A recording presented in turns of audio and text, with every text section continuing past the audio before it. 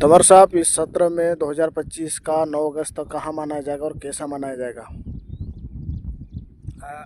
इस साल का जो 2025 का 9 अगस्त आदिवासी दिवस बड़ी धूमधाम से अलीराजपुर जिले कॉलेज ग्राउंड में मनाया जाएगा। और इस साल का जो 9 अगस्त होगा वो ऐतिहासिक होगा। ऐतिहासिक ऐसा होगा कि जिले में जो अधिकारी लोग बैठे हैं, मान लेते जिला चिकित्सा अधिकारी, वो अपना कर्तव्य नहीं निभा पा रहा। जिले में शिक्षा अधिकारी अपना कर्तव्य नहीं निभा पा रहा। जिले में हमारे जो लोग हैं जिस पे हम भरोसा करते हैं, जिस विभाग में जो बैठे हैं, इन लोगों को जगाने के लिए होगा। और दूसरा है हमारा जो आदिवासी का संविधान में जो अधिकार है, उस अधिकार के लिए हम लोग समय समय पे छोटी छोटी बैठक के माध्यम समाज को जागरूक करके हमारे आने वाली पीढ़ी को कैसे बचाया जाए और हमारा जो अधिकार है वो कैसा बचा रहे, इस संबंध में होगा। और दूसरा, हमारा जो पर्यावरण कैसा हरा भरा किया जाए, और जहाँ जहाँ जो आज भी हमारे छोटे मोटे बेड़ी आबड़ खाबड़ कड़खे वगैरह जो जहाँ पे पेड़ पौधे नहीं हैं, इसको हम लोग जगह जगह हमारे गांव के लोगों को, हमारे गांव के जागरूक लोगों के माध्यम पेड़ पौधे लगाने के लिए हम उनको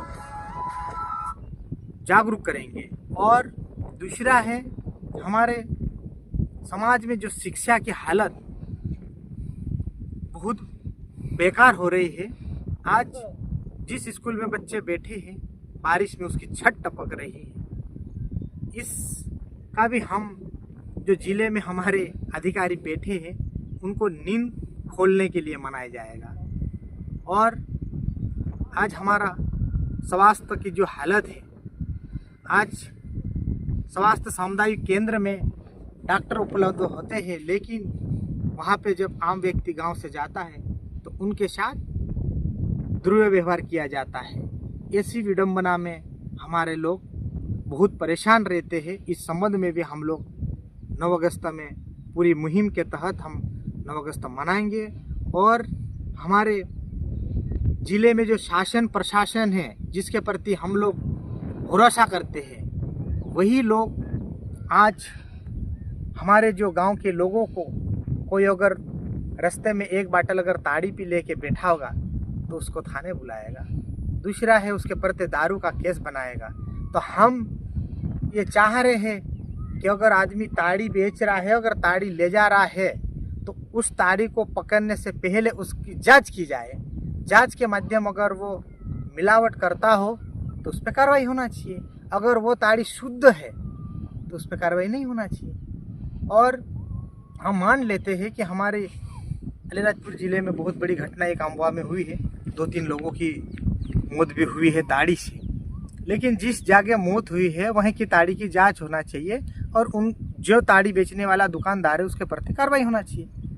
आप उसको देखते हुए, वहाँ की घटना को देखते हुए जिले के उच्च अधिकारी तत्काल आदेश निकालकर पूरे जिले में ताड़ी वाले की कार्रवाई करना शुरू कर दिया। खाली गाड़ी देखकर भी कार्रवाई करना शुरू कर दिया।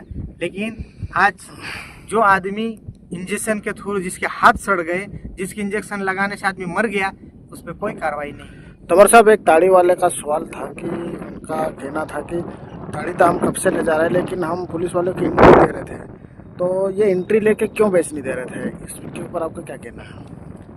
देखो, एक एंट्री वाला सवाल है कि एंट्री लेते या नहीं लेते, वो एक अलग मसला है। एंट्री वाले पे मैं नहीं जाऊंगा। हो सकता उनका कहीं ना कहीं आपसी संबंध होने के कारण वो चल रहा होगा। लेकिन मुझे प्रशासन से सीधा ये सवाल है कि प्रशासन, मैं ये चाहता हूँ कि आज भी आदिवासी क्षेत्र में उनका जो ताड़ का जो जूस निकलता है, तो वो कोई हानिकारक जूस नहीं है। लेकिन जो आदमी अगर ताड़ी बनाता और बना के बेच रहे हैं तो उस पर तत्काल कार्रवाई होना चाहिए। वो ठीक है, वो मैं मानता हूँ। लेकिन ताड़ी पकड़ने के बावजूद प्रशासन उसको दारू के रूप में बदल कर दारू का केस बना रहा, तो ये बड़ा सवाल है। इसके लिए हम लोग चाह रहे हैं, इससे सीधा कलेक्टर एसपी साहब से हम जानकारी लेंगे और जानकारी के माध्यम हम लोग आगे मूवमेंट चलाएंगे कि और अगर आदमी ताड़ी बेच रहा है तो ताड़ी का केस बनना चाहिए। ताड़ी में कोई नशीला पदार्थ मिला रहा है तो उसका केस बनना चाहिए, मिलावट। लेकिन ताड़ी के नाम, ताड़ी को दारू में बदल कर दारू का केस बनाकर अगर आप लोग आदिवासी क्षेत्र में आदिवासी को ऊपर एफआईआर दर्ज कर रहे, वो सरासर कानूनी गलत है।